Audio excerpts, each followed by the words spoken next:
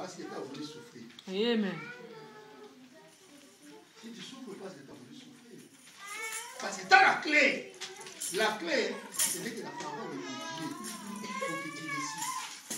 Si tu mets cette parole en pratique, tu réussiras. Amen. Voilà pourquoi le Seigneur a dit à Josué que ce livre ne te quitte pas tes yeux. Médite-la jour et nuit afin que tu réussisses dans tout ce que tu vas entreprendre. Amen. Donc, si toi aussi, tu veux réussir dans ta vie, dans tout ce que tu feras, que la parole de Dieu ne te quitte pas les yeux, médite-la jour et nuit. Amen. Amen. Si on cherche un sujet, on ne trouve pas. On prend seulement la Bible comme ça.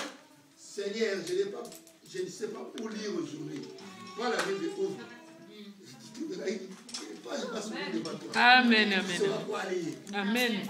Parce que la Bible ne restera pas fermée. Si tu tiens la Bible, tu laisses et ça va s'ouvrir. Il y aura toujours une page pour que tu lises. Bien aimé dans le Seigneur. Dieu est merveilleux. Amen.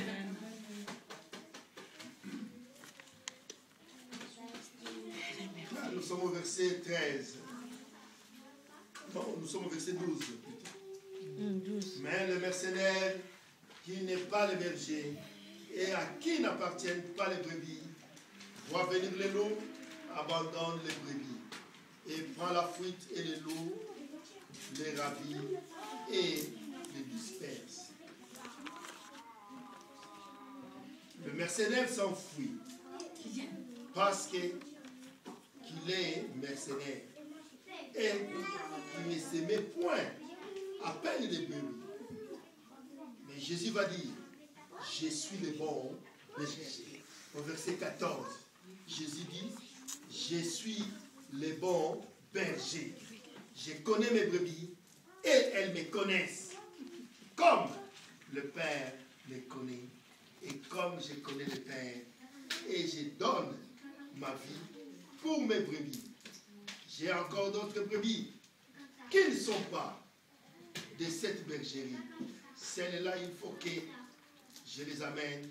Ils entendront ma voix et il y aura un seul troupeau, un seul berger.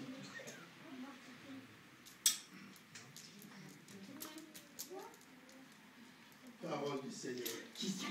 Le Seigneur nous dit que Dieu nous donne sa vie pour ses brebis. Ici, sacrifié à la croix pour nous. Le Seigneur s'est sacrifié pour nous. Amen. Pour que nous ayons une vie en abondance. Amen. Nous vivons bien. Amen. Non seulement vivre bien, et nous bénéficions encore les royaumes de Ici. Amen. Ça, c'est encore plus important que de vivre erré sur la terre. Si on vit erré sur la terre et on n'entre pas au paradis, là, ça serait regrettable. Voilà pourquoi, des fois, Dieu s'attarde à nous bénir, parce que s'il nous trouve que nous ne sommes pas prêts à recevoir une bénédiction de sa part, et demain se retrouver en enfer, Dieu va accepter que son fils, bien qu'il souffre dans la pauvreté, mais au moins qu'il retrouve le paradis. Voilà pourquoi il y a d'autres personnes, Dieu les a promis, mais il attend que la personne soit complètement disponible pour recevoir cette bénédiction, parce que sinon, la personne sera perdue. Je connais un frère, il est du Cameroun, on priait ensemble, ce frère-là, il a étudié en Suisse. C'est un homme, ça faisait plus de 5 ou 6 ans, il n'a jamais trouvé du travail, depuis qu'il a fini ses études. Au style de gauche à droite, rien ne marche. Mais, quand il est venu vers le Seigneur, il a commencé à prier. Il s'est donné le jour de son baptême. partout où il avait écrit des lettres, des demandes, des offres, des appels d'offres. On a commencé à lui répondre du coup. En sortant du baptême, dans l'eau du baptême, c'était un dimanche. On l'appelle en sortant de l'eau. Le temps de prendre le linge pour s'essuyer, son téléphone sonnait.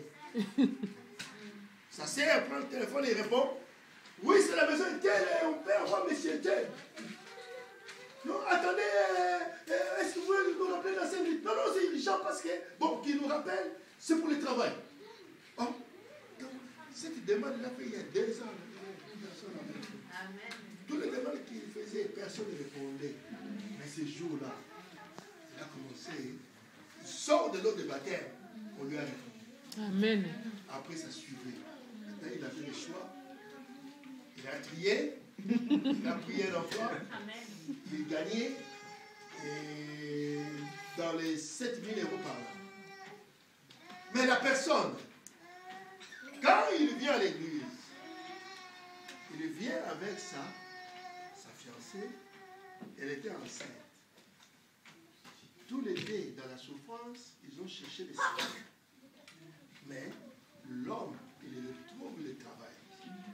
Dieu l'a béni parce qu'il était tourné vers le Seigneur. Mais bien aimé, c'est malheureux parce que 2 mois après, il dit à sa copine qui était enceinte, ah, moi je trouve, ma famille, tu sais que ma famille ne t'aime pas. Oui. Moi je trouve, nous deux, on devait s'arrêter là. Mais vous deux, vous êtes venus vers le Seigneur. Le Seigneur vous a béni. Maintenant, toi, tu veux plus d'aide. Mais si maintenant, toi, tu as trouvé du travail parce que c'était, Dieu avait regardé, son regard était vers ta copine. C'est pour cela que tu as été béni pour sauver votre couple. Mais toi, maintenant, il dit non, non, non. D'ailleurs, toi, ma famille, il ne t'aime pas. Il y a des sœurs qui ne t'aiment pas. Moi, je vois c'est bien qu'on s'arrête là. Ils se sont séparés. Cette fille plairait chaque jour. On a souffert. Maintenant, la voie s'était ouverte. Parce qu'il a trouvé du travail. Je deviens le plus haï de sa famille. Qu'est-ce que je les ai fait? C'était resté comme ça. 5 mois après, tellement qu'il commençait à faire n'importe quoi. Comme l'enfant prodige qui est parti dans le débauche, lui aussi il est entré dans le débauche. Dieu était mécontent. Dieu a retiré ce qu'il avait donné. Il est retourné encore dans la souffrance. Voilà pourquoi Dieu, quand il veut bénir, il regarde le cœur. Si le cœur est disposé, Dieu bénira. Si Dieu tarde, parce que la personne n'est pas prête, c'est lui qui plaît. Seigneur, donne-moi mon mari. Je vais avoir un mari, je vais avoir une femme. Si Dieu regarde que tu n'es pas prêt, il ne te donnera pas. Amen. Il va laisser que tu grandisses, Amen. Que tu sois à la hauteur de la personne qui va te donner, que tu sois à la hauteur. Parce que si Dieu te donne quelqu'un, c'est pour la vie. Dieu, si te donne un mari, c'est pour la vie. Si te donne une femme, c'est pour la vie. Dieu ne va pas dire non, je te donne seulement pour... Ça, c'est un échantillon. Non, chez Dieu, ça n'existe pas. Je te donne, c'est pour toujours. Voilà pourquoi Dieu prend son temps. Bien-aimé dans le Seigneur. Nous qui sommes là. Le message de ce matin, c'était que tu vois ton frère, ta soeur, qui est égaré, quel qu'il soit, va vers lui, prends-lui et ramène-lui dans la bergerie du Seigneur. Dieu te donne une mission aujourd'hui.